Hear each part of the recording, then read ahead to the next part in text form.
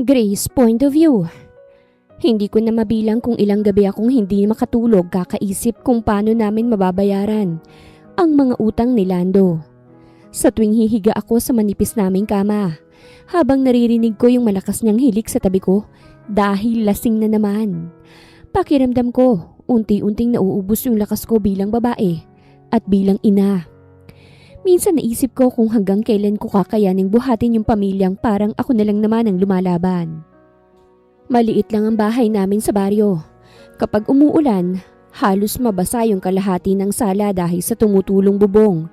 At kapag tag-init naman, parang pugon sa sobrang init. Pero tiniis ko ang lahat ng yon dahil mahal ko si Lando noon.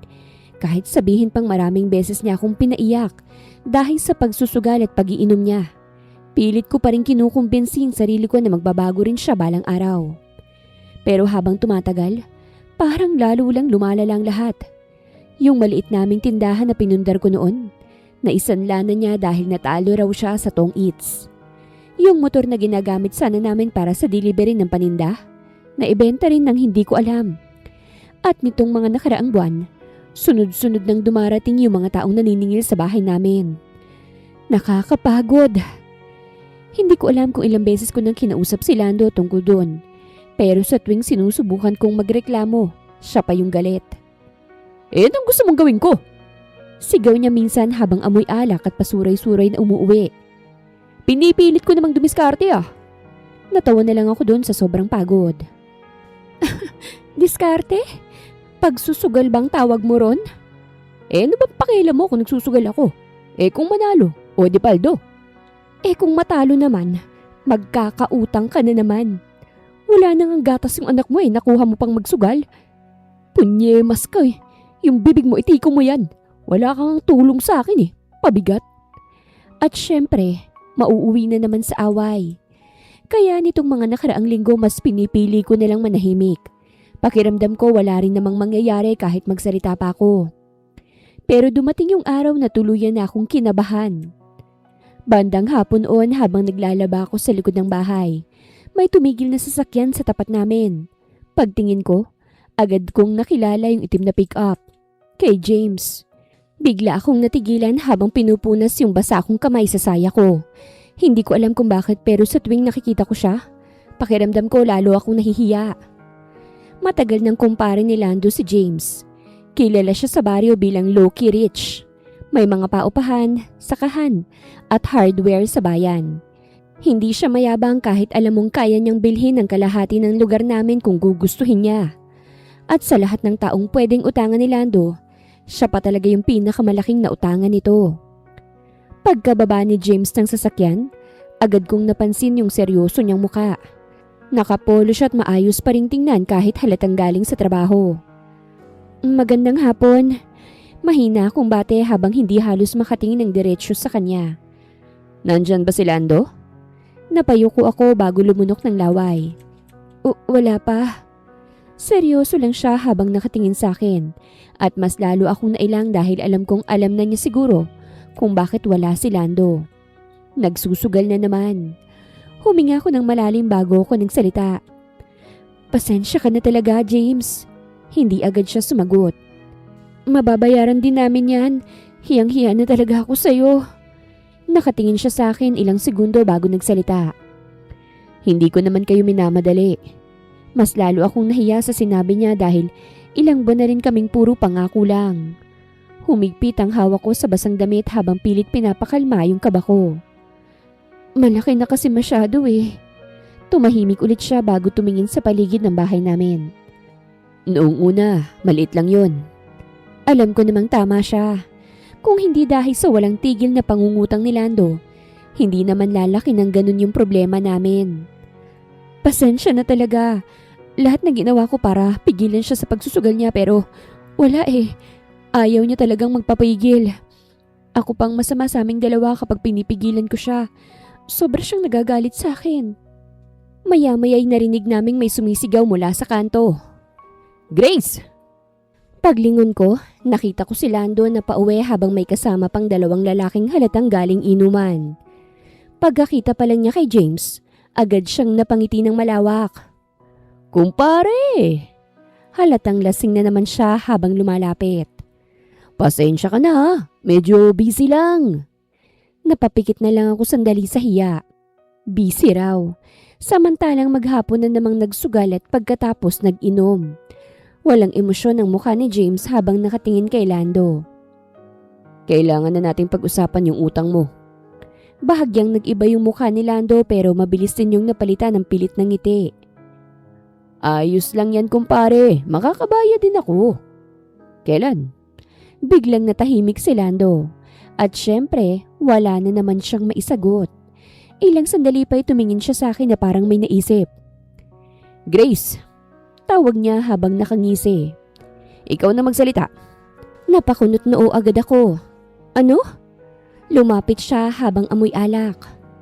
Di ikaw muna magtrabaho kay kumpare.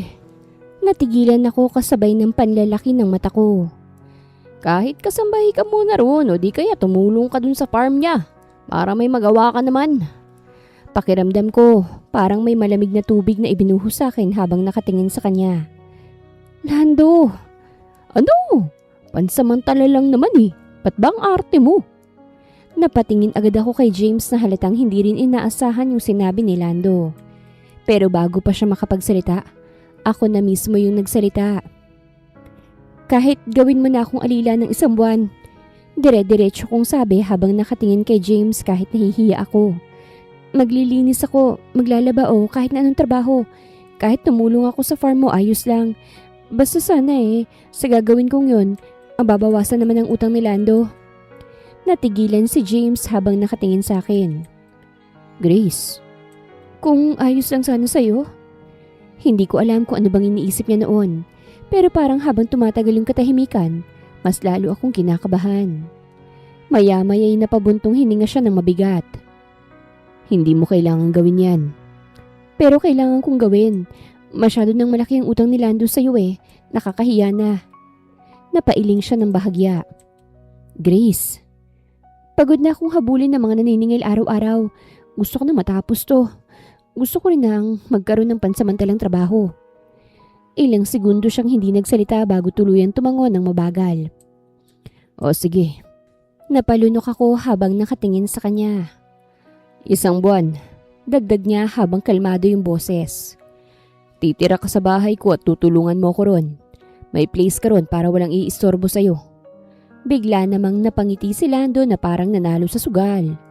Ayan! Ayos na pala Kayang-kaya mo na yan, Grace.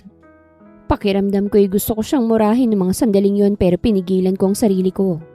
Habang si James naman, tahimik lang na nakatingin sa akin na parang may gustong sabihin. Pero hindi niya lang masabi ng direkta. Hindi ko alam noon na matagal na pala niya akong mahal. Na bago pa naging kami ni Lando noon, matagal na pala niya akong gusto.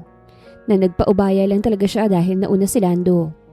At habang iniisip kong isa lang yung simpleng kasunduan para mabayaran ang utang ng kinakasama ko, hindi ko alam na yung 1 buwan na yon ay ang tuluyang magpapabago sa buhay naming lahat. Sumunod na araw pagkatapos ng pag-uusap namin nila James at Lando, halos hindi ako makatulog buong gabi habang nakatitig lang sa kisame ng maliit naming kwarto. Katabi ko si Lando na mahimbing namang natutulog habang amoy alak.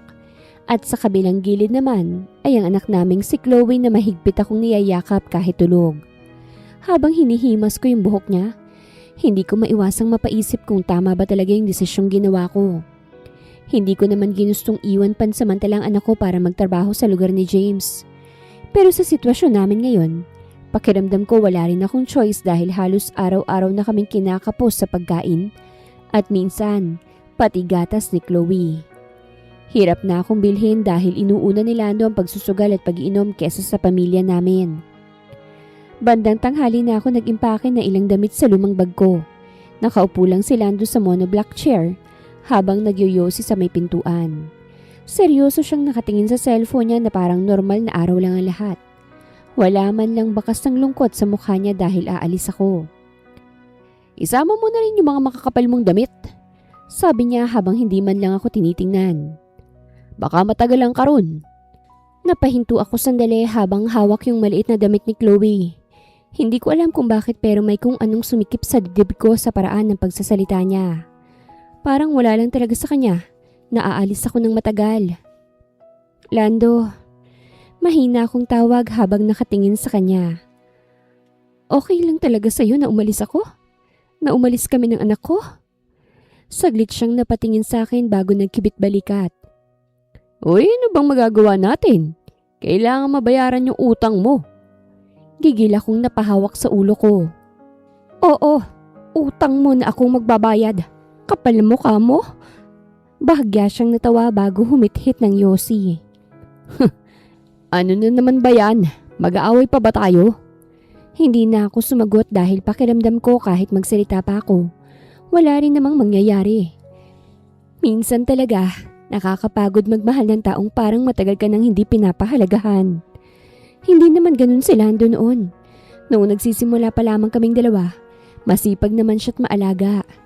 Madalas pa nga niya akong sunduin nun sa palengke habang may dalang paborito kong fishball at sabay kami maglalakad pa uwi habang nagkikwentuhan tungkol sa mga plano namin sa buhay. Pero simula nang mapabarkada siya, parang unti-unti ko nang hindi nakilala yung lalaking minahal ko noon. Mas naging madalas yung pag-inom hanggang sa natuto siyang magsugal at dumating pa sa puntong mas inuuna na niya ang mga kaibigan niya kesa sa sarili naming pamilya. Maya-maya narinig namin yung busina ng sasakyan sa labas. Si James na yun. Humigpit agad yung hawak ko sa bag habang pilit kong pinakakalma ang sarili ko. Paglabas namin ng bahay, nadatnan naming nakatayo si James sa tabi ng itim niyang pick-up habang naghihintay. Pagkakita niya sa amin na may dalang bag, agad niya yung kinuha sa kamay ko. Ako na. Napakurap ako bago marahang tumango. Salamat. At si Lando naman nakangisi pa. O ayan na, kumpare. Ikaw na muna bahala kay Grace.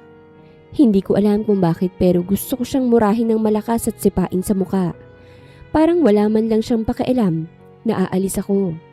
Ni hindi nga niya ako niyakap bago ako sumakay sa kotse.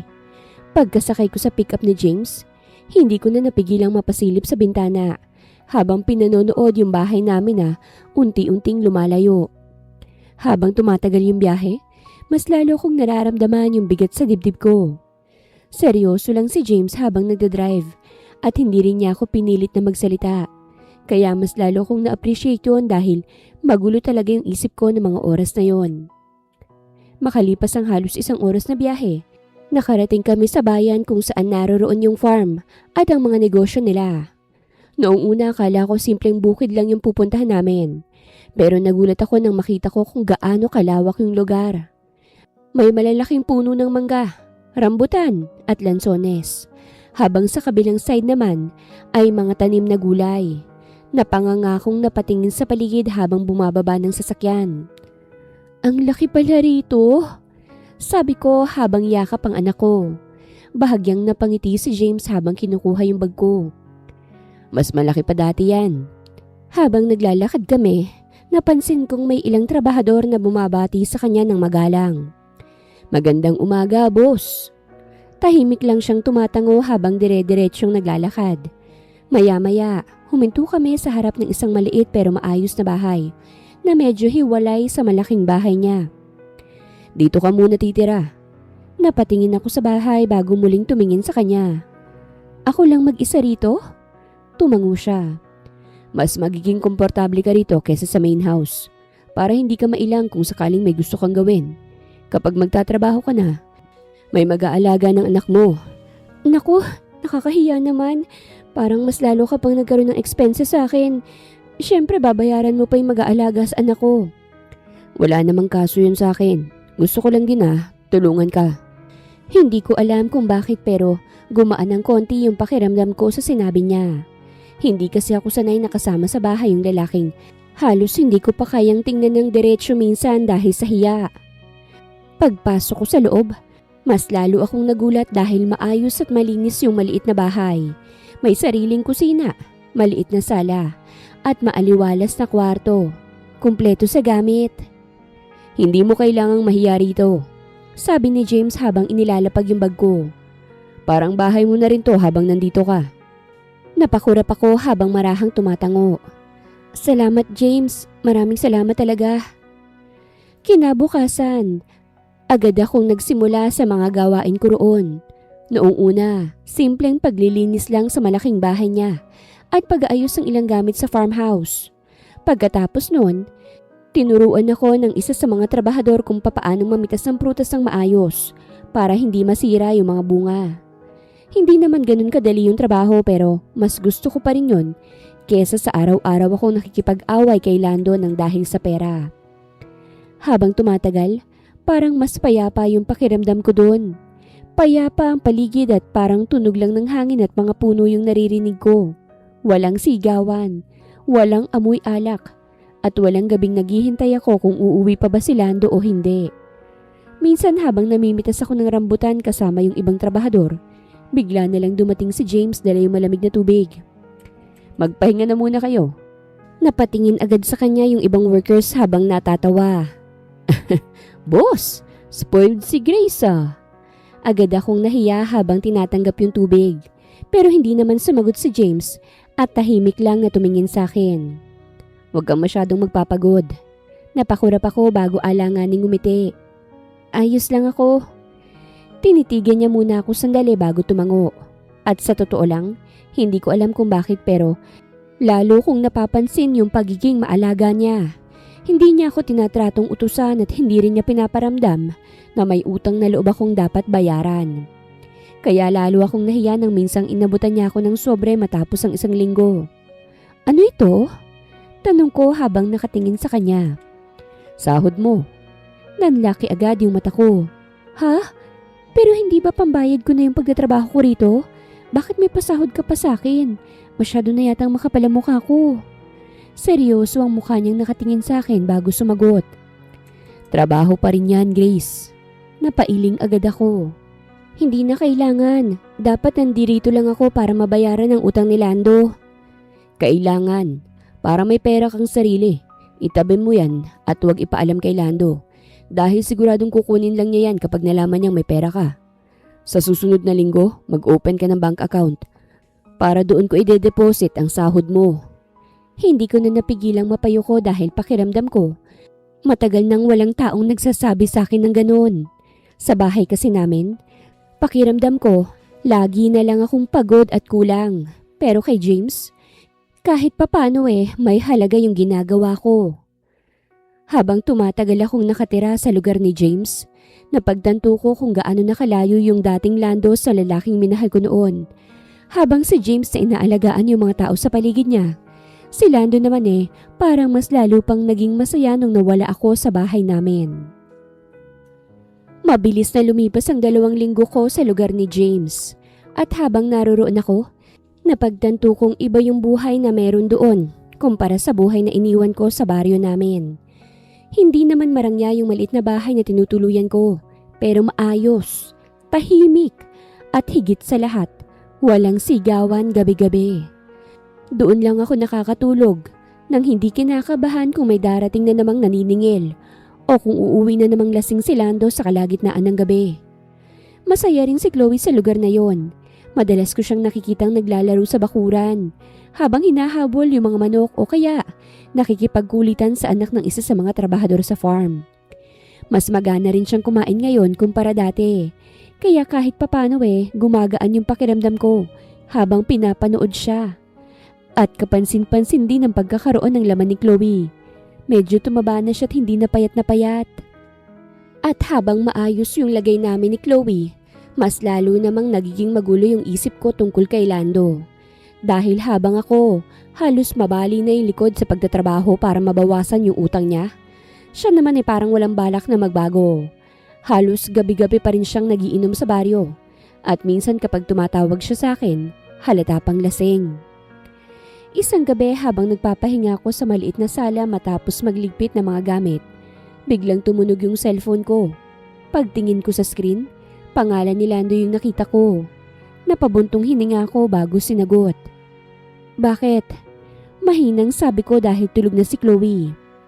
Uy, Grace! Bungad niya na halatang may tama na naman. Kamusta na dyan? Napapikit ako sandali habang hinihilit yung sentido ko. Ayos lang. Marami bang trabaho? Oo. Narinig ko pa yung tawanan ng mga barkada niya sa kabilang linya. bago siya muling nagsalita. Uy, pautang muna sana kahit 2,000 lang. Pakiramdam ko'y agad kumulo yung dugo ko. Lando, seryoso ka ba? Ano ba naman yung 2,000 lang? Ako namang nagtatrabaho para sa mga utang mo dito tapos manghihingi ka pa ng pera? Bakit bang damot mo? Pang-iinom na naman ba yan? Saglit siyang natahimik bago natawa. Ang dami mo talagang tanong. Wala akong pera. Hindi ba nandito ako para bayaran yung mga utang mo? Inis kong sabi. O di manghiram ka ulit kay James. Ang kapal talaga ng mukha mo. May gana ka pang sabihin yan. Ako nang nagpapakahirap nagmuwa ng paraan para mabayaran yung utang mo tapos sasabihin mo pa yan. Inis akong napabugan ng hangin bago pinatay ang tawag. Pakiramdam ko kasi kapag itinuloy ko pa yung usapan, baka mas lalo lang akong mainis. Pagkababa ko ng cellphone, napasandal ako sa sofa habang nakatitig sa kisame. Hindi ko na talaga alam kung may pag-asa pa bang magbago si Lando. Minsan naiisip ko kung ako na lang ba talaga yung kumakapit sa relasyon naming dalawa. Habang siya, matagal nang sumuko. Kinabukasan, maaga akong gumising para tumulong sa pamimitas ng mangga sa kabilang bahagi ng farm. Mainit yung araw pero maaliwalas yung hangin. Kaya kahit papaano hindi ganun kabigat yung pakiramdam ko habang nagtatrabaho. Bandang tanghali, dumating si James dala yung ilang supot ng pagkain para sa mga workers. Kumain na muna kayo. Napangiti agad yung ibang trabahador habang lumalapit sa kanya. Boss, ang sarap maging empleyado mo. Talagang may malasakit ka sa amin. Wika ng isang lalaki. Mahina lang siyang natawa habang ipinamimigay yung pagkain. Nang makarating siya sa tabi ko, agad niya akong inabutan ng bottled water. Pagod ka na? Umiling ako habang pinupunasan yung pawis sa noo ko. Hindi naman. Tinitigan niya ako sandali bago tumingin sa mga manggang nasa basket ko. Mabilis ka talagang matuto. Magpahinga ka na muna. Mamaya ka na magtrabaho. Salamat, James. Napakabait mo talaga. Gumuhit ang maliit na ngiti sa labi niya habang nakatingin sa akin. Hindi ko alam kung bakit pero habang tumatagal, mas nagiging komportable na akong kausap siya. Hindi kagaya dati na halos hindi ako makatingin ng diretsyo sa kanya dahil sa hiya. Maya-maya, may inilabas siyang maliit na papel mula sa bulsa niya at inabot niya sa akin. Binigay niya rin ang ATM card ko. Bigla akong naalala na nag-open nga pala ako ng account. Ano ito? Tanong ko habang tinitingnan yon. Account number mo at ATM card. Napakurap ako't kinuhang cellphone ko at nakitang may malaki akong pera sa bank account. Hindi ko akalaing ganito kalaki yung dineposit mo sa bank account ko. Grace, pinagtrabahuhan mo yan. Oo pero sobra naman. Masyadong malaki yung pasahod mo sa akin. Parang pakiramdam ko sinasamantala na kita. Walang ganon, Grace. Ako ang kusang nagbibigay sa'yo niyan. Kaya sana tanggapin mo na lang. Pero James, huwag ka nang tumanggi pa. Napabuntong hininga ko habang napapakamot sa noo. Pakiramdam ko nakakahiya na talaga Humaba ang nguso ko bago itinago sa bulsa kong ATM card. Ikaw lang yata yung taong nahihiyang tumatanggap ng sahod. At saka sasama ang loob ko sa'yo niyan kapag hindi mo tinanggap. Napatawa na rin ako ng mahina kahit papano. Bakit ba masyado kang mabait sa akin? Hindi siya agad sumagot at ilang segundo rin kaming tahimik habang sumasayaw ang buhok ko sa hangin. Sa totoo lang, habang tumatagal na magkasama kaming dalawa, hindi ko maiwasang isipin na sana isang katulad na lang niyang napangasawa ko. Wala akong masabi sa pagiging mabait niya sa aming mga trabahador niya, sa pagmamalasakit niya sa akin at sa pagtulong niya na hindi niya ipinagmamayabang. Kaya minsan hindi ko maiwasang ikumpara siya kay Lando at sa tuwing ginagawa ko yon, mas lalong sumasakit yung dibdib ko. Pagsapit ng gabi, habang tulog na si Chloe, lumabas ako ng maliit na bahay para magpahangin sandali. Wala nang ingay at tanging kuliglig lang yung naririnig ko mula sa damuhan. Habang nakaupo ako sa kahoy na bench sa labas, napansin kong may paparating at nakita ko si James. Paglapit niya, agad niya akong tinignan. Hindi ka pa natutulog? Umiling ako habang pilit na ngumiti. Nagpapahangin lang pero aantukin na rin ako maya-maya. Maingat siyang umupo sa tabi ko at ilang segundo rin kaming walang imik. Hindi ko alam kung bakit pero pakiramdam ko, ang gaan ng dibdib ko kapag kasama siya.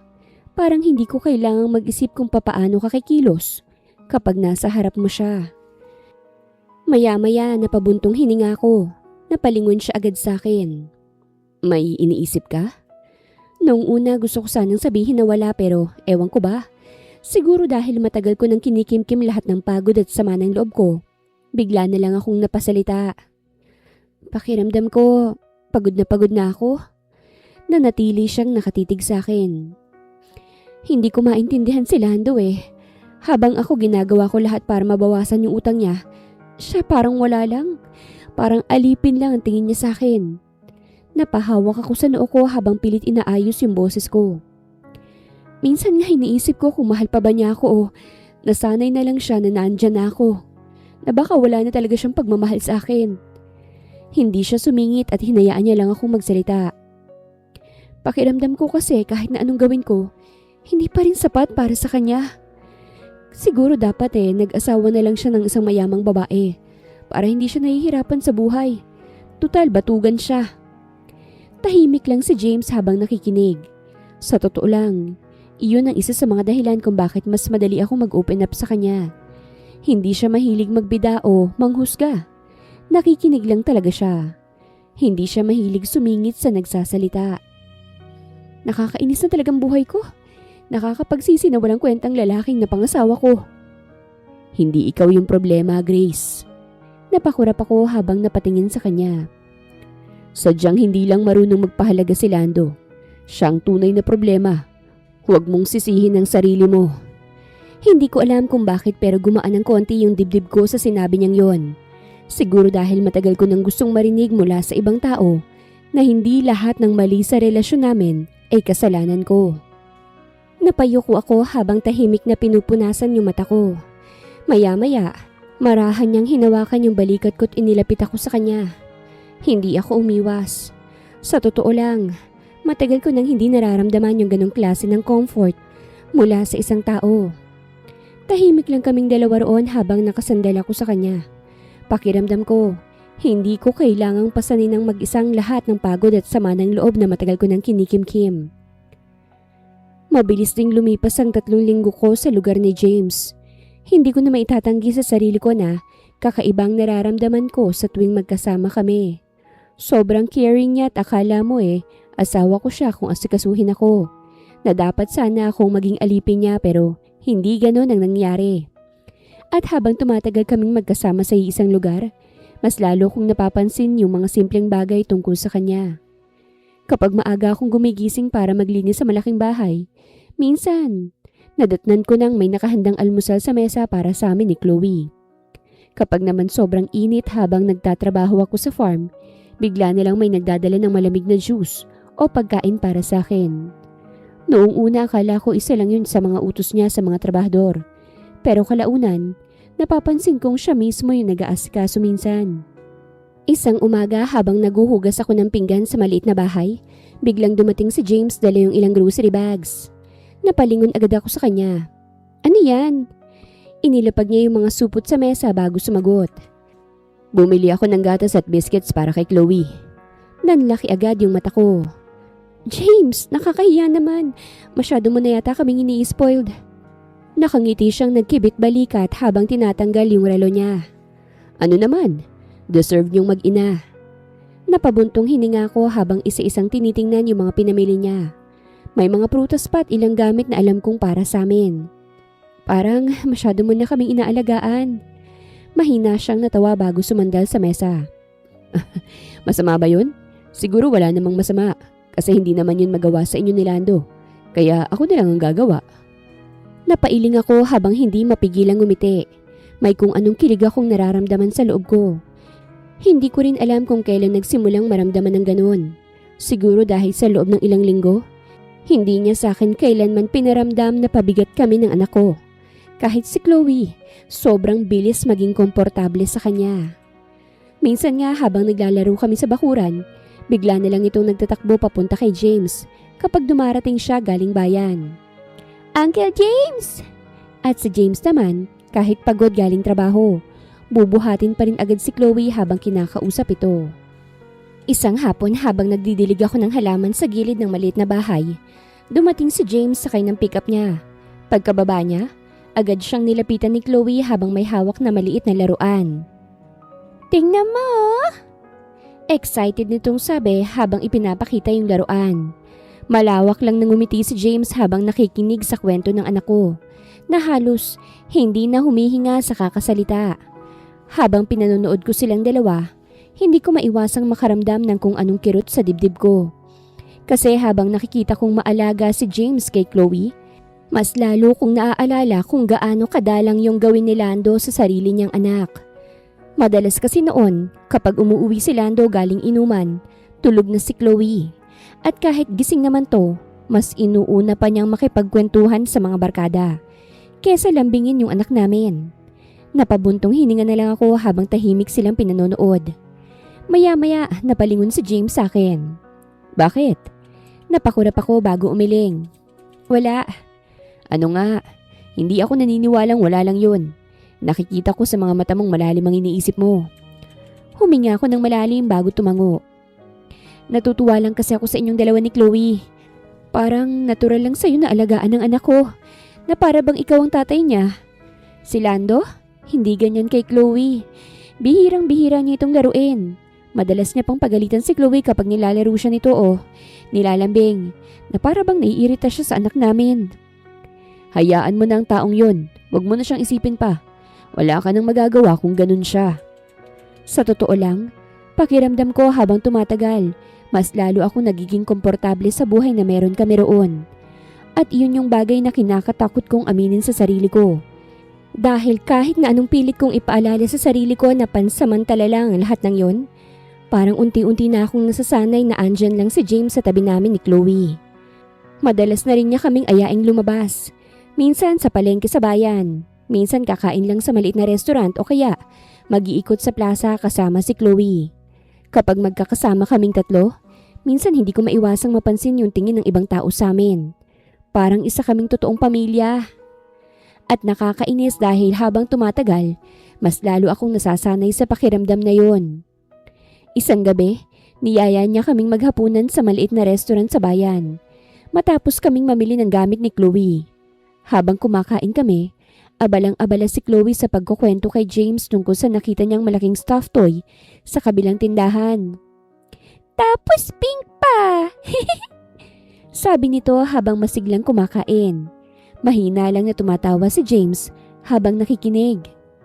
"Sobrang daldal mo talaga."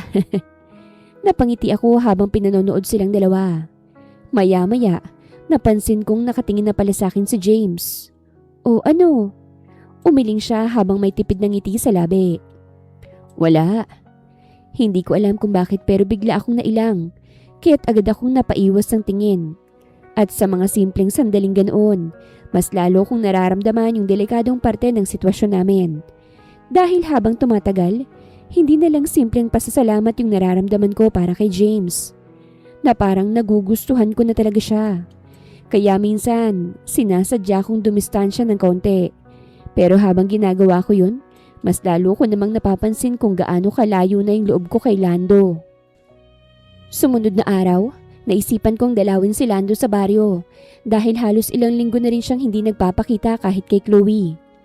Pagdating ko ron, nadatnan kong bukas yung bahay pero wala siya sa loob. "Tita, asan po si Lando?" Tanong ko sa kapitbahay namin.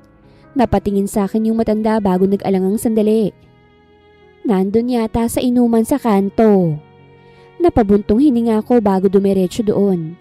Pero pagdating ko pa lang malapit sa maliit na tindahan kung saan sila umiinom, agad akong natigilan.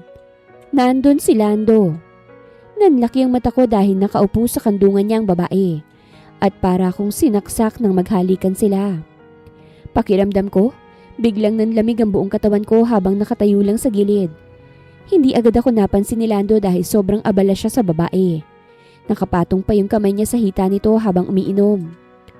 At sa pagkakataong yon, parang may kung anong tuluyang gumuho sa loob ko. Habang ako halos ubusin yung sarili para mabayaran yung mga utang niya, siya naman, masaya lang na parang wala siyang pamilya. Maya-maya'y napansin ako ng isa sa mga kainuman nila. "Pre, asawa mo." Napalingon agad si Lando at halatang nagulat nang makita ko. Grace, kanina ka pa riyan? Pero hindi ako nagsalita. Nakanganga silang nakatingin sa akin bago ako tumalikod at naglakad ng palayo. Narinig ko pa siyang tumatawag sa likod ko pero hindi na ako lumingon. Pakiramdam ko kasi, kapag humarap pa ako sa kanya ng mga oras na yon, baka nasampal ko lang siya sa sobrang galit at sakit ng loob. Pagbalik ko sa farm ni James, halos dire-diretso akong naglakad papunta sa maliit na bahay, habang pilit pinipigilan yung luha ko. Pero pagpasok ko sa bakuran, nadatnan ko si James na kabababa lang ng sasakyan niya. Agad niyang napansin yung mukha ko. Anong nangyari? Hindi agad ako nakasagot. At iyon lang yata yung pagkakataong hindi ko kayang pigilan yung sarili sa harap niya. Pakiramdam ko kasi sobrang pagod ko na. Pagod na akong umintindi at pagod na akong magtiis. At higit sa lahat, pagod nang magmahal ng taong paulit-ulit lang akong sinasaktan. Lumapit agad si James habang nakakunot noo. Grace. At hindi ko alam kung bakit pero nang hawakan niya yung braso ko, doon tuluyang bumigay yung pagpipigil ko. Mahigpit ko siyang nayakap habang umiiyak. Hindi siya nagsalita agad at marahan lang niya akong hinawakan sa likod habang pinapakalma. Ilang sandali pa'y napahawak ako sa damit niya habang umiiyak. Pagod na ako. Sawang-sawa na akong mahalin si Lando. Hindi ko na kayang magtiis pa sa ugali niya. Sa kabila ng lahat ng ginawa ko para sa kanya, nagawa pa rin niya akong lokohin. Hindi ko na alam kung gaano katagal kaming ganun. Pero nang mag-angat ako ng tingin sa kanya, sobrang lapit na ng mukha namin sa isa't isa. At sa pagkakataong yon, hindi na ako umiwas. Hindi ko na rin pinigilan yung sarili ko. Siguro dahil sa sobrang sakit at pagod. O siguro dahil matagal ko nang nararamdaman yung init at comfort kapag kasama ko siya. Marahan akong hinaplos ni James sa pisngi habang nakatingin sa akin na parang matagal na niyang gustong gawin yon. At nang halikan niya ako, hindi ko na nagawang umatras pa. Sa gabing yon, tuluyan kong hinayaan yung sarili ko na sumandal sa lalaking matagal nang umaalalay sa akin. Habang unti-unti naman akong bumibitaw sa lalaking minsan kong inakala na makakasama ko habang buhay. Kinabukasan matapos ang nangyari sa amin ni James, halos hindi ko magawang tumingin ng diretsyo sa kanya. Pagkagising ko pa lang noong umaga, pakiramdam ko agad ay umiinit yung mukha ko habang naaalala yung nangyari noong gabi. Hindi ko rin alam kung papaanong haharapin siya dahil kahit na anong sabihin ko sa sarili ko, alam kong mali pa rin yung ginawa ko. May kinakasama pa rin ako at kahit gaano kasama si Lando bilang lalaki at ama, hindi pa rin nawawala sa isip ko na nagtaksil ako. Maingat akong bumangon mula sa kama habang maingat na inaayos yung kumot para hindi magising si Chloe na katabi ko. Paglabas ko ng kwarto, agad kong naamoy yung nilulutong pagkain mula sa kusina. At mas lalo akong nailang nang makitang si James ang nakatalikod habang nagluluto. Napatigil ako sa may pintuan habang tahimik lang siyang gumagalaw sa kusina na parang normal lang ang lahat. Napalingon siya nang maramdaman sigurong may tao sa likod niya. Good morning. Kalmado niyang sabi bago binalikan yung niluluto. Agad akong napalunok. Good morning. Pakiramdam ko hindi ko alam kung saan ilalagay yung sarili ko ng mga sandaling yon. Hindi ko tuloy alam kung lalapit ba ako o babalik na lang sa kwarto. Maya-maya'y muli siyang nagsalita. Mag-almusal ka na. Mabagal akong lumapit sa mesa habang pilit ginagawang normal ang kilos ko. Pero mas lalo akong naiilang hanggang sa hindi ko na napigilang magsalita. James, napatingin siya agad sa akin. Sorry, bahagyang kumunot ang noo niya. Bakit ka nagsosorry? Napayuko ako habang pinipisil yung daliri ko. Kasi hindi dapat nangyari yung kagabi. Seryoso siyang nakatingin sa akin ilang segundo bago marahan niyang inilapag yung hawak niya. Grace, hindi ka dapat nangihingi pa ng sorry dahil parehas nating ginustong nangyari. Hindi agad ako nakasagot habang pilit iniiwasan yung tingin niya. May kinakasama pa rin ako. Naniloloko ka rin. Paano ka ba tinatarato ni Lando? Parang isang basura ka lang sa kanya, di ba? Kaya bakit ka makukonsensya? Pakiramdam ko agad ay sumikip yung dibdib ko habang naalala yung babaeng nakita ko sa inuman kasama si Lando. Hindi na ako sumagot dahil alam kong totoo naman yung sinabi ni James. Huwag mong isiping mali ang ginawa mo. Huwag mong isiping masama kang partner kasi siya yun. Hindi ikaw yun. Napabuntong hininga ko habang napapikit sandali. Sa totoo lang, hindi ko rin naman pinagsisisihan yung nangyari sa amin ni James. At iyon yung mas lalong gumugulo sa isip ko. Dahil habang kasama ko siya, pakiramdam ko may taong totoong nag-aalaga sa akin. May taong nakikinig at may taong iniisip din yung nararamdaman ko. Matagal ko nang hindi nararanasan yun kay Lando. Mula ng araw na yon, parang mas lalong naging malapit yung loob namin ni James isa't isa. Hindi na ganun kabigat yung hiya ko kapag magkasama kami. At mas madalas na rin kaming mag-usap kahit simpleng bagay lang. Kapag gabi tulog na si Chloe, minsan sabay kaming umiinom ng kape sa labas ng maliit na bahay habang nagkakwentuhan tungkol sa kung ano-ano. Minsan tungkol sa farm. Minsan tungkol sa buhay namin noon. At minsan naman simpleng kulitan lang. Hindi ko rin maiwasang matuwa kasi wagas siya kung asikasuhin si Chloe. Kapag may kailangan ng anak ko, hindi ko na kailangang sabihin dahil kusa niya ng inaasikaso. Isang beses nga, nagulat na lang ako nang may dalang maliit na school bag si James para kay Chloe pagdating niya galing bayan. Ano to? Natatawa kong tanong habang tinitingnan yung bag. May nakita ako sa bayan, baka magustuhan niya. Napailing na lang ako habang napapangiti. James, hindi mo na kailangang bilhan lagi yung anak ko. Nakangiti lang siyang tumingin kay Chloe na tuwang-tuwa habang yakap-yakap yung bag. Wala namang masama kung gusto ko. Tingnan mo naman ang anak mo. Hindi ka ba masayang nakikita siyang masaya ngayon? Napatingin ako kay Chloe sabay buga ng hangin. At sa totoo lang, sa tuwing nakikita kong masaya si Chloe kapag kasama siya, mas lalo akong nahihirapang isipin kung paano kami aalis sa lugar na yon kapag natapos yung isang buwan. Dahil habang tumatagal, pakiramdam ko, unti-unti nang nagiging normal na sa akin na kasama namin siya. Pagsapit ng gabi, muli na namang may nangyari sa amin ni James. At masasabi kong masaya ko. Hindi ka nagaanong umiiyak ngayon. Sabi niya habang nakasandal sa upuan. Napangiti ako ng tipid. Siguro kasi masaya ako rito dahil inaalagaan mo kami ng anak ko. Nagkatitigan kaming dalawa para akong malulusaw sa init ng titig niya. Wala na kasing sumisigaw, walang amoy alak, walang panay mura. Grace, napalingon ako sa kanya. Ano yun? Pwede ka namang manatili rito kahit matapos yung usapan natin. Natigilan ako habang nakatingin sa kanya. James, hindi ko naman kayo pababayaan ni Chloe.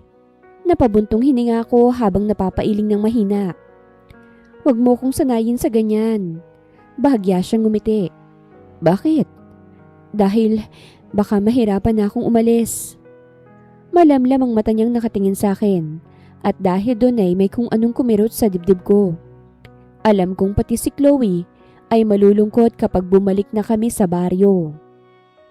Lumipas pa yung ilang araw at dumating na rin sa wakas yung huling linggo ng usapan namin. Habang papalapit ng papalapit yung araw na pag-uwi ko sa baryo, mas lalo namang bumibigat yung pakiramdam ko. Hindi dahil sa ayoko nang makita si Lando kung hindi dahil pakiramdam ko, alam ko na agad yung babalikan ko ron. At tama nga ako. Pagbalik namin ni Chloe sa bahay, nadatnan kong magulo na naman yung sala habang nakakalat yung bote ng alak sa mesa. Nakaupo si Lando sa monoblock chair habang nanonood sa cellphone niya. Pagkakita niya sa amin parang wala lang. Oh, nakauwi ka na pala. Maingat kong inilapag yung bag habang pinipigilan yung inis. Wala man lang bang yakap dyan para sa anak mo? Napatingin siya kay Chloe bago marahang umisi. O di ilapit mo sa akin. Dami mong kadramahang alam. Halatang pilit lang yung kilos niya at agad ding bumalik sa cellphone pagkatapos buhatin sandali si Chloe. Habang inaayos ko yung mga gamit namin, hindi ko na napigilang magsalita. Lando, kailangan nating ayusin tong sitwasyon natin. Napairap agad siya habang nakasandal sa upuan. Ano na naman bang drama yan? Hindi to drama. Pamilya mo kami. Bakit nagawa mo pang magloko? Bigla siyang natawa ng malakas. Grace, wag na tayo maglokohan. Natigilan ako habang nakatingin sa kanya. Anong ibig mo sabihin? Tumayo siya habang nakatingin sa akin ng diretsyo. Matagal na akong walang gana sa relasyon na ito. Pakiramdam ko, agad nang lamig yung katawan ko sa sinabi niya. Lando, anong gusto mong gawin ko? Magpanggap na masaya pa ako? Hindi agad ako nakasagot habang pilit inuunawa yung mga naririnig ko. Ikaw nga masaya ka na rin kay James eh. Napakurap ako. Ano? Huwag ka nang umarte dyan. Akala mo hindi ko alam? Pakiramdam ko'y agad bumilis yung tibok ng puso ko. Wala kang karapatang magsalita ng ganyan matapos lahat ng ginawa mo. Ano bang ginawa ko? Sagot niya habang natatawa pa. Ikaw nga tong gustong-gusto na rin sa mayamang lalaki. Napapikit ako sandali habang pilit pinakakalma yung sarili ko. Sinubukan kong ayusin kung ano meron tayo ngayon. O edi sana hindi ka umalis. Halos matawa ako sa sinabi niya dahil pakiramdam ko. Sobrang kapal na ng mukha niya. Ako? Ako pa talagang may kasalanan? Ikaw nga tong gustong umalis ako para mabayaran niyang utang mo. Grace, tigilan mo ko. Wala na akong pagmamahal sa'yo. Siguro mas mabuting maghiwalay na lang tayo. Doon ka na lang kay kumparing James. At least doon safe pa kayong dalawa ni Chloe. Bumalik na kayong dalawa sa kanya. Kasi kahit na anong gawin ko, wala na talaga akong gana sa'yo. Hindi na talaga kita mahal. At sa paraan ng pagkakasabi niya noon, parang wala na talaga yung dating lalaking nangakong aalagaan ako habang buhay. Parang ibang tao na yung kaharap ko. At habang nakatingin siya sa akin, para bang ako pa yung problema sa relasyon naming dalawa. Matapos yung pag-uusap namin ni Lando nung gabing umuwi ako sa baryo, pakiramdam ko'y parang tuluyan nang nawala ng saysay yung matagal kong pinanghawakan na relasyon naming dalawa. Hindi ko akalaing maririnig ko mismo mula sa kanya na wala na pala siyang pagmamahal sa akin. Siguro, kung sinabi niya yon noong mga nakaraang taon, baka mas sobra pa yung iyak at pagmamakaawa ko. Pero nung gabing yon, parang mas nangibabaw yung pagod kesa sakit. Pagod na akong umintindi. Pagod na akong maghabol at pagod na akong pilitin yung sarili ko sa isang relasyon na ako lang naman yung kumakapit. Pero kahit ganon, hindi ko pa rin agad sinabi kay James yung totoong nangyari sa amin ni Lando. Dahil magulo pa rin yung isip ko noon at ayokong gumawa ng desisyon habang emosyonal ako. Kailan mo nga pala balak umalis? Tanong sa akin ni Lando. Napakurap ako bago tumingin sa kanya. Hindi ko pa alam pero wag kang mag-alala. Hiwalay na tayo. Hindi na kita pakikialaman sa gusto mong gawin. Mahinahon kong sabi. Tumaas ang kilay niya bago bumuga ng hangin. Siguraduhin mo lang na hindi mo ako pakikialaman. Kasi tapos na talaga tayo. Kaya dapat wag ka na talaga magtatanong sa akin kung saan ako pupunta. O kung sino kasama ko. Baka naman magchismis ka pa dyan. Mabilis akong pilit na ngumiti. Hindi ko gagawin yun kasi gusto kong maging maayos ang paghihiwalay natin. Gusto kong walang samaan ng loob. Mabuti naman. Basta umalis ka na rin agad ah. Huwag ka na magpaabot pa ng 1 buwan dito. Gusto ko na rin makahinga. Anya bago umalis. Sinundan ko na lang siya ng tingin sabay hawak sa sentido. Mabuti na lang talaga, hindi kami kasal. Kaya mabilis lang sa amin na maghiwalay. Ilang araw akong nanatili sa bahay namin habang maingat na inaasikaso si Chloe. At habang lumilipas sa mga araw, mas lalo kong napapatunayan na tama lang pala na natapos na rin kami ni Lando. Wala na talaga kaming pakialaman ng dalawa. Kapag inuumaga na siya ng uwi, wala na akong sinasabi. Bahala na siya sa buhay niya. Isang umaga habang hinahainan ko ng almusal para kay Chloe, bigla akong nakaramdam ng matinding hilo. Kaya napahawak agad ako sa mesa habang pilit inaayos yung paghinga ko. Mama, ayos ka lang po ba? Nagtatakang tanong ni Chloe habang nakatingin sa akin. Ngumiti agad ako kahit nahihilo. Ayos lang si Mama. Pero sa totoo lang, ilang araw na akong hindi maayos ang pakiramdam. Madalas akong nasusuka sa umaga at mabilis ding mapagod, kahit simpleng gawaing bahay lang. Noong una, iniisip ko na baka dahil lang sa stress at puyat. Pero habang tumatagal, may kung anong kaba ng unti-unting nabubuo sa isip ko. Kaya isang hapon, napilitan akong magpunta sa maliit na klinik sa bayan para magpatingin. Sana maling iniisip ko. Bulong ko sa sarili. Paglabas ko ng klinik, Mahigpit kong hawak yung papel habang pakiramdam ko. Parang nanlalambot yung tuhod ko dahil kumpirmado na yung matagal ko ng kinakatakutan. Buntis ako. Nanginginig ang kamay kong nakaupo sa waiting area habang tulala sa hawak kong resulta. Hindi ko alam kung ano bang mararamdaman ko ng mga oras na yon dahil halo-halo yung takot, hiya at pagkalito sa isip ko. Ang una ko agad na naisip ay kung anong sasabihin ng mga tao kapag nalaman nila. Magkumpare sila Lando at James at ako, nagkaroon ng relasyon sa kanilang dalawa. Kahit anong paliwanag ko, alam kong ako pa rin yung unang huhusgahan ng mga tao at siguradong kung ano-ano na naman yung sasabihin nila tungkol sa akin. Anong gagawin ko? Garal-gal ang boses kong sabi. Napapikit ako habang mahigpit na hawak yung papel. Dahil habang iniisip ko yung posibleng mangyari, mas lalo akong kinakabahan. Ayoko ring sabihin agad kay James dahil pakiramdam ko, mas lalo lang magiging magulong lahat. Hindi ko rin kayang manatili sa bahay kasama si Lando habang dinadala yung batang hindi naman kanya. At higit sa lahat, ayoko nang makarinig ulit ng masasakit na salita mula sa ibang tao. Kaya nang gabing yon, habang tulog si Chloe sa tabi ko, mabilis akong nag-impake na ilang damit namin. Hindi ko sinabi kahit kanino yung plano ko at hindi rin ako nag-iwan ng sulat. Madaling araw pa lang, umalis na kami ni Chloe sakay ng bus papunta sa malayong lugar kung saan nakatira yung pinsan kong si Ana. Habang nasa biyahe kami, malungkot akong nakatingin sa bintana habang yakap si Chloe na tulog sa balikat ko. Hindi ko alam kung tama ba yung ginagawa ko, pero iyon lang yung naisip kong paraan para makahinga muna ako ng maayos. Pakiramdam ko kasi kapag nanatili pa ako ron, baka tuluyan na akong malunod sa gulo ng buhay ko. Makalipas ang ilang oras ay nakarating kami sa maliit na baryo kung saan nakatira si Ana. Pagkababa ko ng bus, agad kong naramdaman yung pagbigat ng katawan ko dahil sa pagod.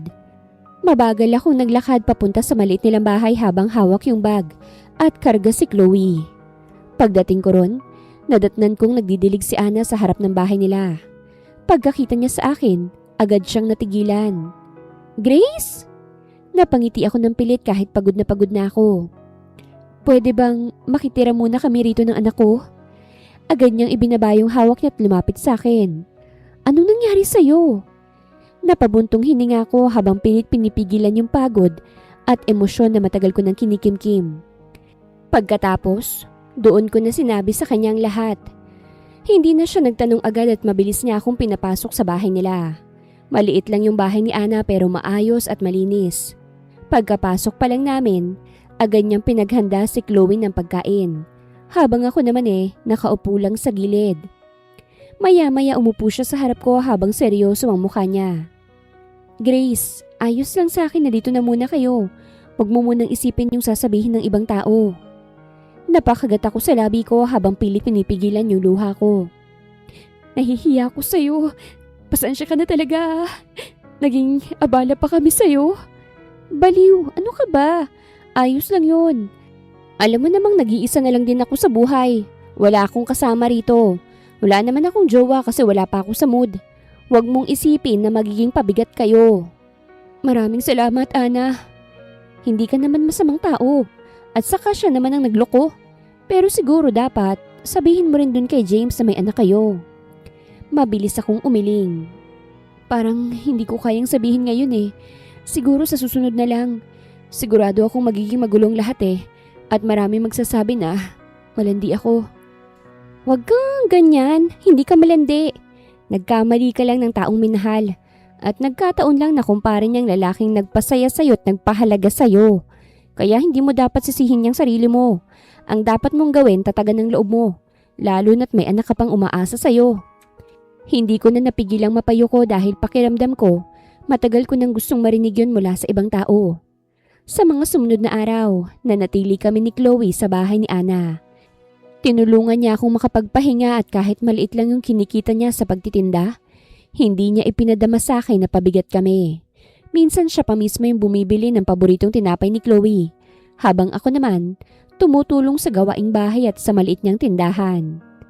Habang tumatagal ako ron, kahit papano, unti-unting gumagaan yung pakiramdam ko.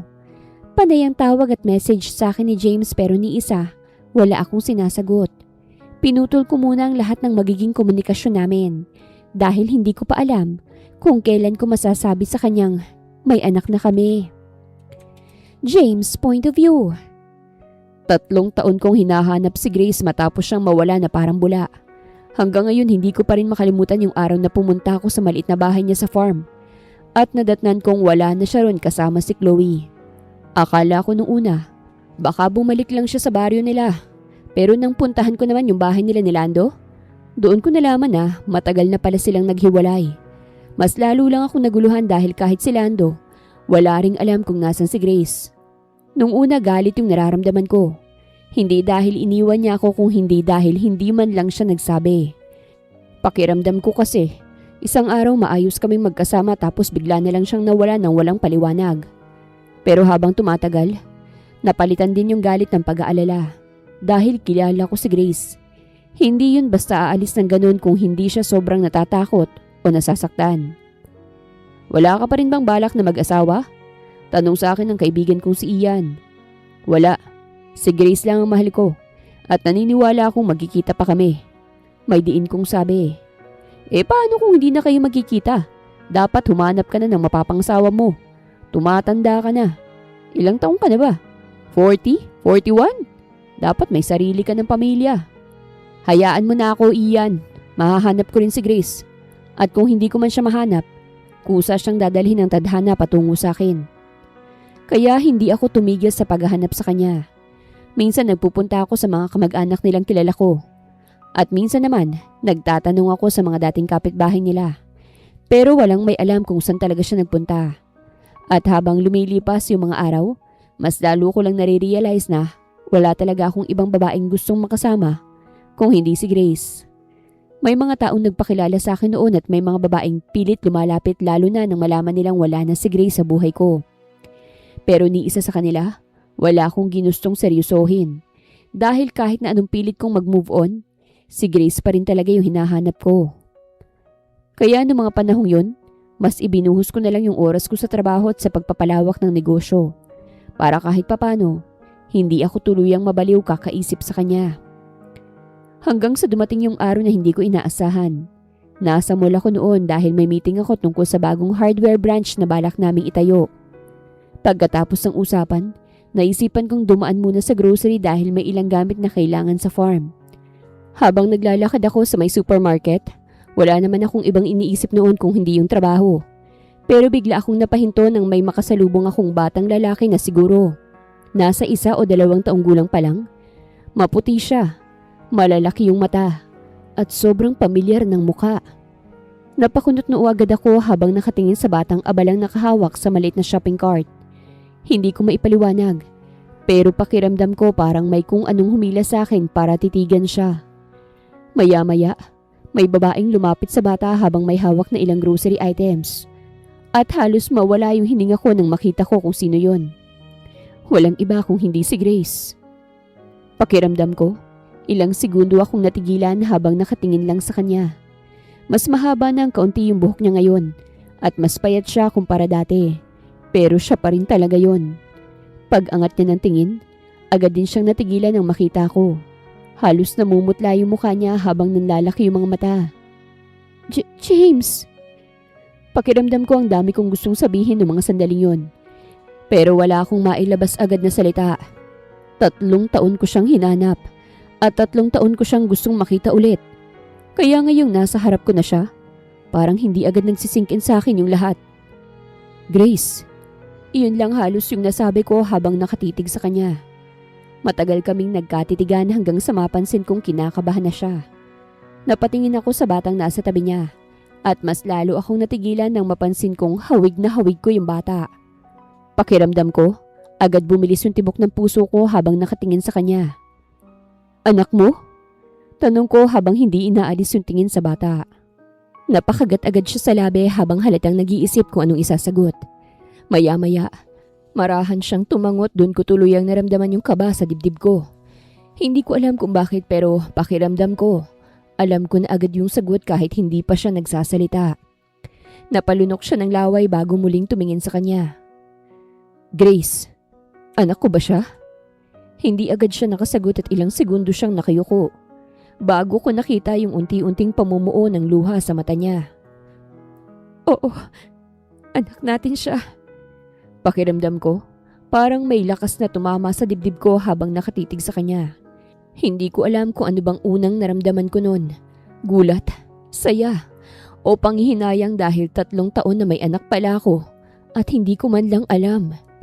Napahawak ako agad sa noo ko habang pilit inaayos yung paghinga ko.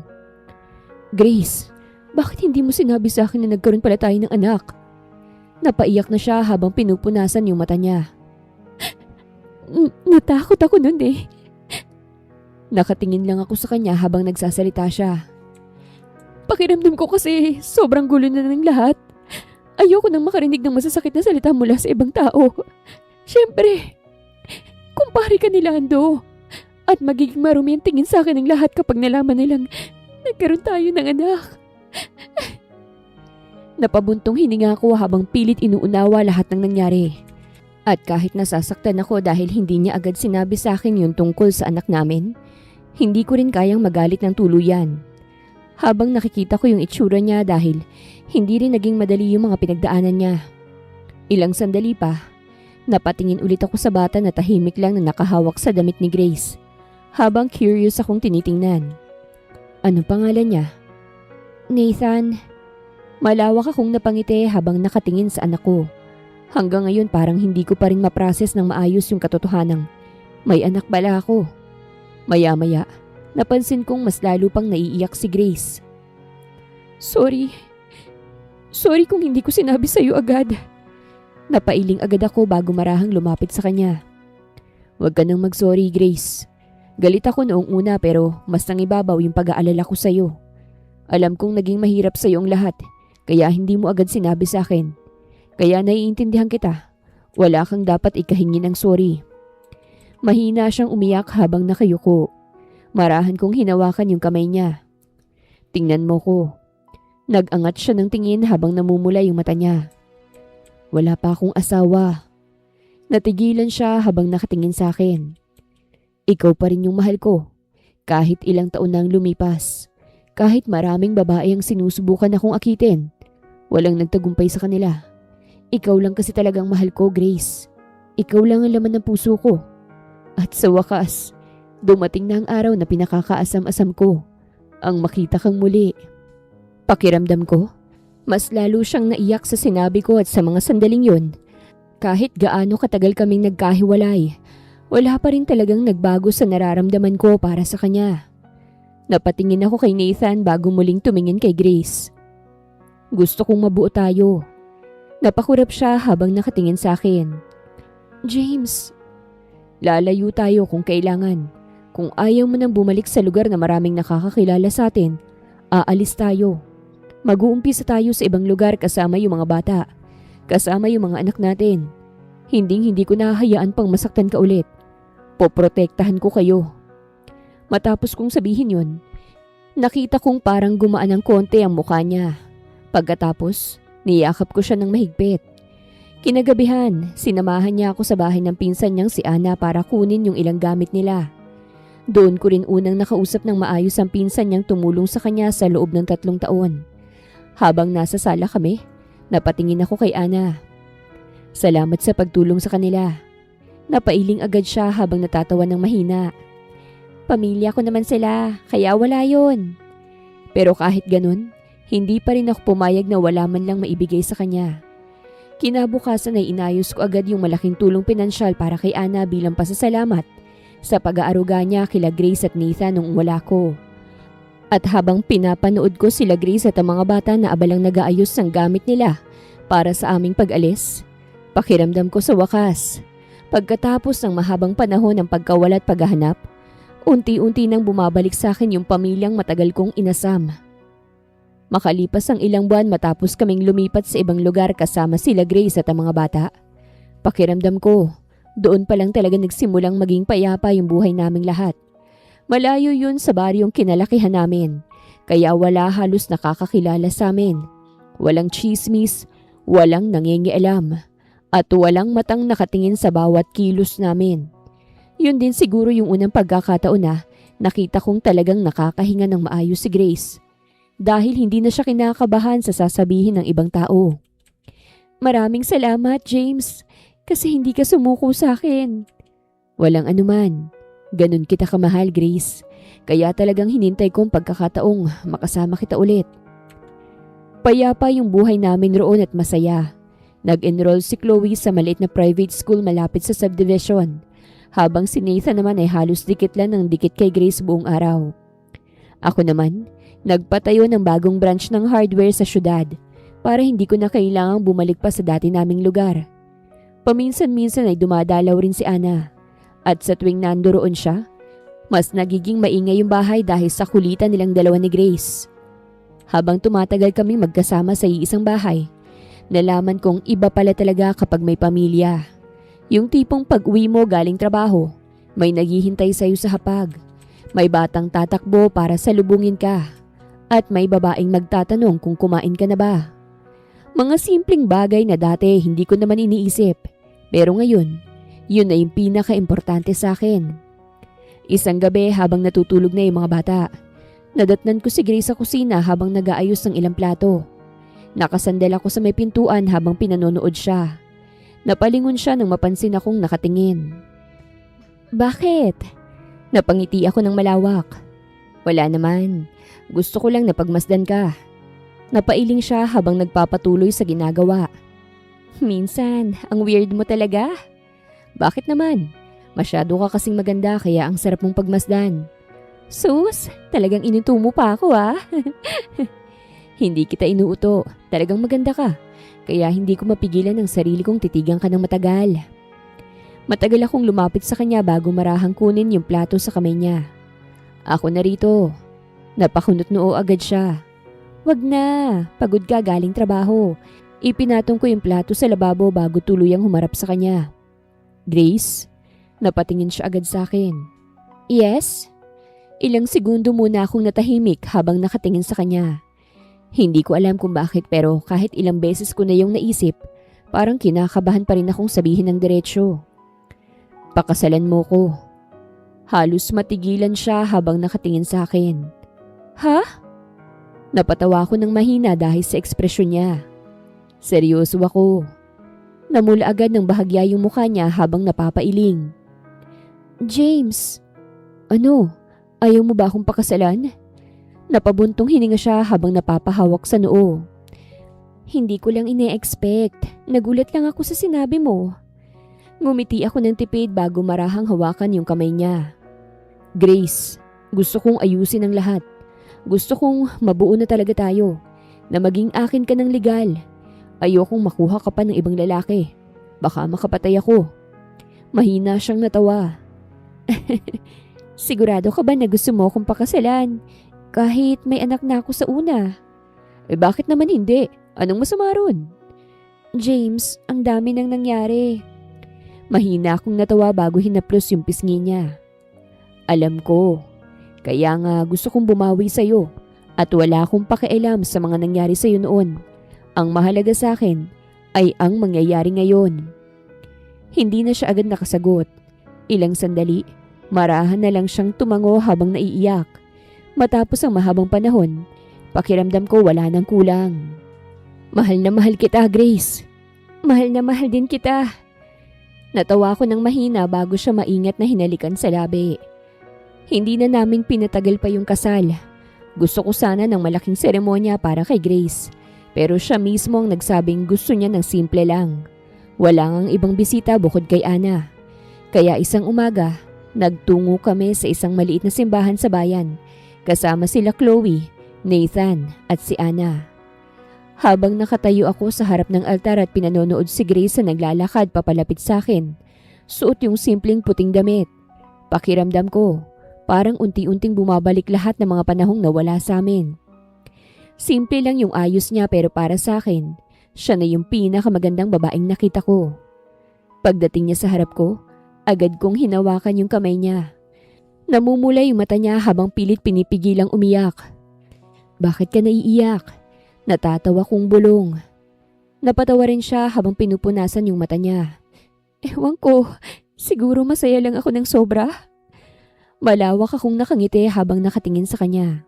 Habang nagsasalita yung pari sa harap namin, hindi ko maiwasang maalala yung lahat ng pinagdaanan namin bago kami makarating sa araw na yon. Yung pagkawala niya, yung paghahanap ko at yung mga taong hindi namin kasama ang isa't isa. Pero sa huli, nandito pa rin kami, magkasama. Nang isuot ko yung singsing sa daliri niya, mahigpit kong hinawakan yung kamay niya bago marahang umiti. Wala ka nang kawala sa akin. Natawa siya ng mahina habang umiiling. Wala na talaga akong balak na kumawala pa sa'yo. At pagkatapos nun, tuluyan ko na siyang hinalikan sa harap ng altar habang masayang pumapalakpak sila Chloe at Anna sa gilid. Kahit simpleng kasal lang yun, pakiramdam ko, wala na akong mahihiling pa dahil sa wakas. Hindi lang basta pangarap yung pamilyang matagal kong gustong mabuo kasama si Grace. Wakas!